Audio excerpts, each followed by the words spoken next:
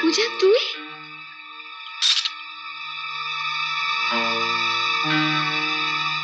এটা কি হলো?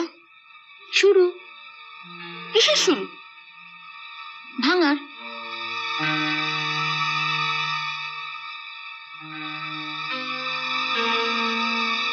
ময়নাদিকে বলেছিলে না 10 ভরি সোনার সঙ্গে আমরা যেন ভাঙার জন্য 10টা কাপ ডিশ নিয়ে আসি, ওরই একটা ভাঙলাম। পূজা, মাথাটা একটু সরিয়ে রাখো, নম্বরটা ভাঙবে। মারিস না নয়ন। এসো ঘরে এসো। দাঁড়ান, আপনার বাবাকে আগে 10 ভরি গয়না দিয়ে আসি। এই ঘর চ। দাঁড়াও, আমি ওখান থেকে বেরোলে তারপর তুমি ও ঘরে যাবে। বুড়ো বিয়ের দিন খুব লম্বা চড়া কথা বলেছিল, আজ আমি ওর শোধ তুলব।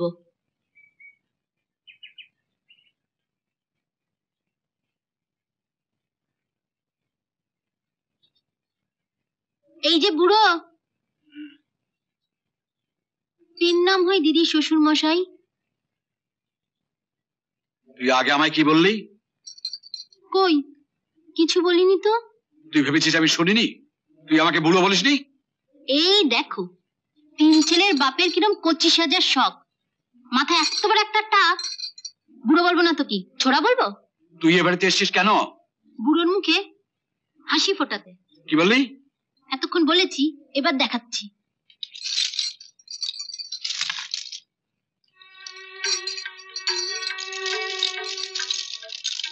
ও, গয়না পাঠিয়েছে।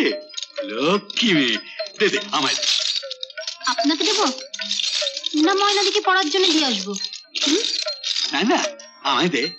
ও, আপনি গলায় পরবেন? আমাদের গায়ে মেয়েরা গয়না পরে, শহরে বুঝি বুড়ো খোকারাও গয়না পরে? আর কি কি এনেছিস আমাকে দেখা। কি হ্যাংলা শ্বশুর রে বাবা, গয়না দেখলে মেয়েরাও এমন হ্যাংলামি করে না। নিন, এটা আগে পরে নিন, তারপর কানে একটা দুল, হাতে চুড়ি, তারপর নাকটা ফুটো করে একটা নত পরিয়ে দেবেন।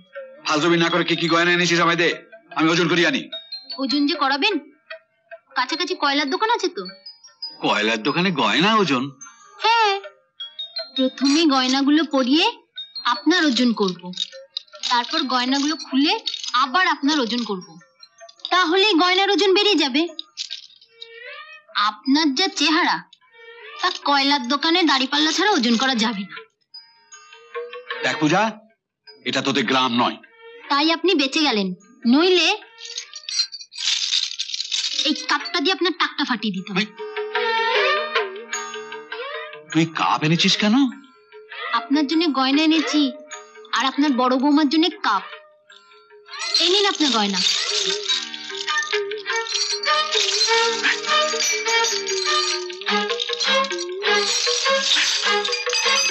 চলি বুড়ো।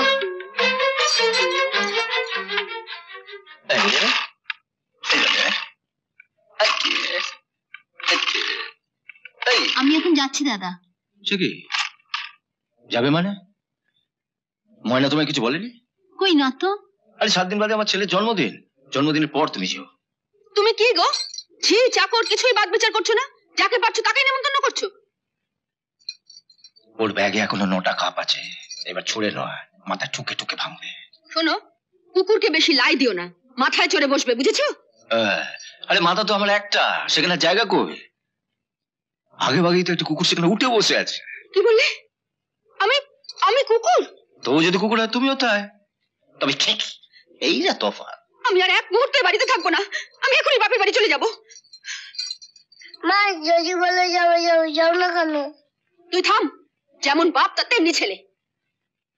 আমি তো বাড়িতে বলে আসিনি, কর্তা বাবা বড় মা ওরা সব চিন্তা করবে। আরে ঠিক আছে, আমি নকুল কাকে বলে দিচ্ছি। নকুল কাকা, এই তো নকুল কাকা। শোনো শোনো, তো নকুল কাকা, তুমি পূজার বাড়িতে বলবো 7 দিন বাদে ফিরবে। আমি না ফিরলে কর্তা বাবা খুব রাগ করবে, তাই না নকুল কাকা? তুমি আমাকে নিয়ে চলো। না না, তুমি থাকো থাকো থাকো। আরে ও যখন যেতে চাইছে ওকে যেতেই দাও না। না না, আরে ও যে কত দূর থেকে 10টা কাপ ভাঙবে বলে বয়ে এনেছে। আরে সবে তো একটা ভাঙলো, আর 9টা ভাঙো, তারপরে তো যাবে। ও আমাকে অপমান করেছে আর তুমি? কষ্ট হলো না? খুব কষ্ট হলো। আর তুমি যাদের উঠতে বসতে অপমান করো, তাদেরও ঠিক এমনি কষ্ট হয়। শোনো নয়ন, ওর কর্তা বাবা বলেছিলেন যেন আজই ওকে, তাই না? না না, তুমি কর্তাবাবুকে বুঝিয়ে বলো, উনি কিছু মনে করবেন না, উনি আমায় যথেষ্ট ভালোবাসেন। তুমি একটু এদিকে শোনো।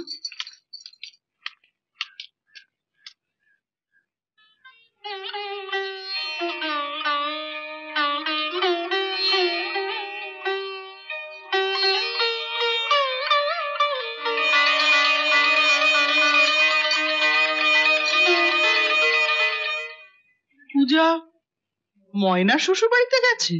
হ্যাঁ, আরে কি কাণ্ড! সকালবেলা সে আমার কাছে গিয়া করে খুব কান্নাকাটি জুড়ে দিয়েছে, ময়না দিকে দেখতে যাব, ময়না দিকে দেখতে যাব। তখন আমি আর কি করব, সমস্ত কাজকর্ম ফেলে পূজাকে নিয়ে ছুটলাম।